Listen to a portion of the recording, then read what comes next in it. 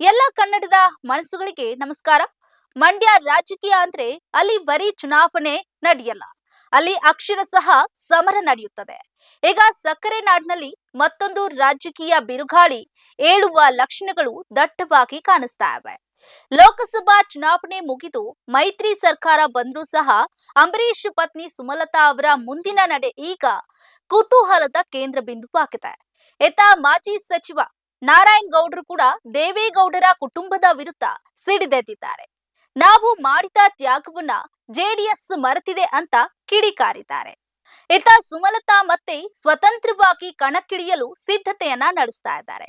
ಕುಮಾರಸ್ವಾಮಿ ಅವರು ಮಂಡ್ಯದ ಮೇಲೆ ಏಕಸ್ವಾಮ್ಯ ಸಾಧಿಸೋದಕ್ಕೆ ಹೊರಟಿದ್ದಾರೆ. ಈ ಕುರಿತು ಸ್ಪೆಷಲ್ ರಿಪೋರ್ಟ್ ಇಲ್ಲಿದೆ. ನೀವು ನೋಡ್ತಾ ಇದ್ದೀರಾ ಬಿಪಿ ನ್ಯೂಸ್ ಕನ್ನಡ. ನಾನು ಭುವನ.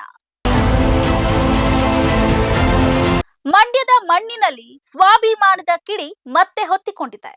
ಸಂಸದೆ ಸುಮಲತಾ ಅಂಬರೀಶ್ ಅವರ ರಾಜಕೀಯ ಭವಿಷ್ಯ ಈಗ ದೊಡ್ಡ ಪ್ರಶ್ನೆಯಾಗಿ ನಿಂತಿದೆ.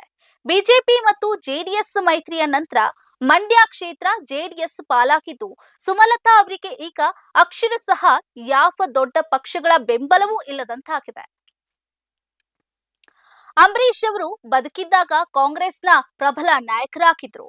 ಆದ್ರೆ ಸುಮಲತಾ ಅವರು ಅಂದು ಕಾಂಗ್ರೆಸ್ ಹಾದಿ ಬಿಟ್ಟು ಸ್ವತಂತ್ರವಾಗಿ ಸ್ಪರ್ಧಿಸಿ ಗೆದ್ದಿದ್ರು. ಇಂದು ಅದೇ ದಾರಿ ಅವರಿಗೆ ಮುಳ್ಳಾಗಿದೆ ಎಂಬ ಚರ್ಚೆ ಶುರುವಾಗಿದೆ. ಈ ಬೆಂಕಿಗೆ ತುಪ್ಪ ಸುರಿದಂತೆ ಮಾಜಿ ಸಚಿವ ನಾರಾಯಣಗೌಡರು ದೇವೇಗೌಡರ ವಿರುದ್ಧ ತೊಡೆ ತಟ್ಟಿದ್ದಾರೆ.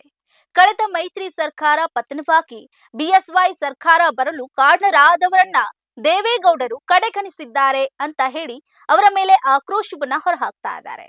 ಸುಮಲತಾ ಅವರಿಗೆ ನಾರಾಯಣಗೌಡರ ಬಹಿರಂಗ ಬೆಂಬಲ ಸೂಚಿಸಿದ್ದಾರೆ.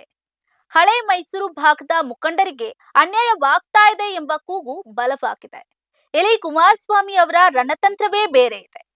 ಮಂಡ್ಯದ ಒಕ್ಕಲಿಗರ ಮತಗಳನ್ನ ಸಂಪೂರ್ಣವಾಗಿ ತಮ್ಮತ್ತ ಸೆಳೆದುಕೊಂಡು ತಾನೇ ಏಕೈಕ ಒಕ್ಕಲಿಗ ನಾಯಕನಾಗಬೇಕು ಅಂತ ಸಾಬೀತುಪಡಿಸೋದಕ್ಕೆ ಕುಮಾರಸ್ವಾಮಿ ಅವರು ಹವಣಿಸುತ್ತಿದ್ದಾರೆ. ಮಂಡ್ಯದ ಅಸ್ತಿತ್ವದ ಮೇಲೆ ಹಿಡಿತ ಸಾಧಿಸೋದಕ್ಕೆ ಸುಮಲತಾ ಅವರಿಗೆ ಮತ್ತೆ ಮೋಸ ಮಾಡಿದ್ರೆ ಎಚ್ಡಿಕೆ ಎಂಬ ಪ್ರಶ್ನೆಗಳು ಜನರ ಮನಸ್ಸಿನಲ್ಲಿ ಕಾಡ್ತಾ ಇವೆ.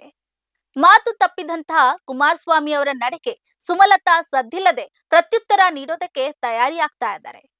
ಪಾಯಿಂಟ್ ನಂಬರ್ 1, ಸುಮಲತಾ ಅವರ ಮುಂದಿನ ನಡೆ ಏನು? ಯಾವುದೇ ಪಕ್ಷದ ಹಂಗಿಲ್ಲದೆ ಮತ್ತೆ ಸ್ವಾಭಿಮಾನಿ ಅಸ್ತ್ರವನ್ನ ಪ್ರಯೋಗಿಸಿ ಸ್ವತಂತ್ರವಾಗಿ ಸ್ಪರ್ಧೆಯನ್ನ ಮಾಡುವ ಸಾಧ್ಯತೆ ದಟ್ಟವಾಗಿದೆ. ಪಾಯಿಂಟ್ ನಂಬರ್ 2, ಕಾಂಗ್ರೆಸ್ ಹಾದಿ ತುಳಿಯದಿದ್ದಕ್ಕೆ ಬೆಲೆ ತೆರೆದಿದ್ದಾರಾ? ಅಂದು ಅಂಬರೀಶ್ ಅವರ ಮೂಲ ಮನೆಯಾದ ಕಾಂಗ್ರೆಸ್ಗೆ ಹೋಗಿದ್ರೆ ಇಂದು ಚಿತ್ರಣ ಬೇರೆಯೇ ಇರ್ತಿತ್ತೆ. ಈಗ ಬಿಜೆಪಿ ಜೆಡಿಎಸ್ ಒಂದಾಗಿರೋದ್ರಿಂದ ಸುಮಲತಾ ಅವರು ಒಂಟಿಯಾಗಿದ್ದಾರಾ ಅನ್ನುವಂತ ಪ್ರಶ್ನೆ ಕಾಡ್ತಾ ಇದೆ. ಪಾಯಿಂಟ್ ನಂಬರ್ 3, ಜೆಡಿಎಸ್ ಕುಟುಂಬ ರಾಜಕಾರಣ ವರ್ಸಸ್ ಬಂಡಾಯ ನಾಯಕರು. ನಾರಾಯಣ್ ಗೌಡರಂತೆ ನಾಯಕರ ಅಸಮಾಧಾನ ಕುಮಾರಸ್ವಾಮಿ ಅವರಿಗೆ ಮುಳುವಾಗುವ ಸಾಧ್ಯತೆ ಇದೆ. ಒಟ್ನಲ್ಲಿ ಮಂಡ್ಯ ರಾಜಕೀಯದಲ್ಲಿ ಮತ್ತೆ ದೊಡ್ಡ ಯುದ್ಧವೊಂದು ಶುರುವಾಗುವ ಮುನ್ಸೂಚನೆ ಸಿಕ್ಕಿದೆ. ಒಂದು ಕಡೆ ಮೈತ್ರಿ ಬಲದಿಂದೆ ನಾನು ಅಧಿಪತಿ ಎನ್ನುತ್ತಿರುವ ಕುಮಾರಸ್ವಾಮಿ, ಮತ್ತೊಂದೆಡೆ ಮತ್ತೆ ಸಿದ್ಧವಾಗ್ತಿರುವಂತ ಸುಮಲತಾ ಪಡೆ. ಇವರ ನಡುವೆ ನಾರಾಯಣಗೌಡರಂತ ಅತೃಪ್ತ ನಾಯಕರ ನಡೆ ಏನು ಎಂಬುದು $1 ಮಿಲಿಯನ್ ಪ್ರಶ್ನೆಯಾಗಿದೆ. ಈ ಮಂಡ್ಯದ ಮಹಾಭಾರತಕ್ಕೆ ಮಂಡ್ಯದ ಮತದಾರರು ಯಾರ ಪರ ತೀರ್ಪು ನೀಡ್ತಾರೆ ಅನ್ನೋದನ್ನ ಕಾದು ನೋಡ್ಬೇಕು.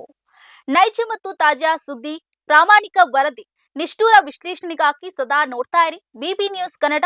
ಇದು ಕನ್ನಡಿಗರ ಪ್ರತಿಧ್ವನಿ.